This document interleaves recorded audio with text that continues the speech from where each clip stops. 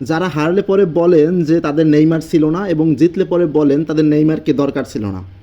আপনাদের ভাই জোরপূর্বক হাত জোর করে রিকোয়েস্ট করতেছি, আজকের খেলার পরে সকালবেলা আপনারা এমন কিছু বললেন না, আপনারা প্রমাণ করেন না যে আপনাদের মাথার ঘিলু আসলে আপনারা পায়ে নিয়ে আসতেছেন।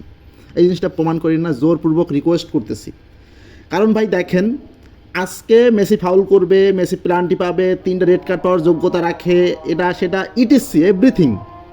ভাই এগুলো দিবে না ভাই, এগুলো হবে না। এগুলো বইলা শুধু শুধু আর মনে করেন নিউজ ফিল্টারে ভরাইয়েন না।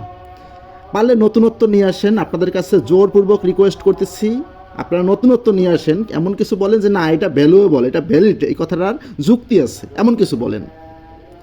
এমন কিছু বললেন না যেটা আসলে লজিকলেস, মাথার ব্রেনটাকে হাঁটুতে নিয়ে আসেন, এই প্রুফটা করেন না। আর হ্যাঁ, যারা বিচক্ষণ আছেন তারা কমেন্ট বক্সে একটু বলে যাইয়েন যে আজকে স্কোর কত কত হতে পারে।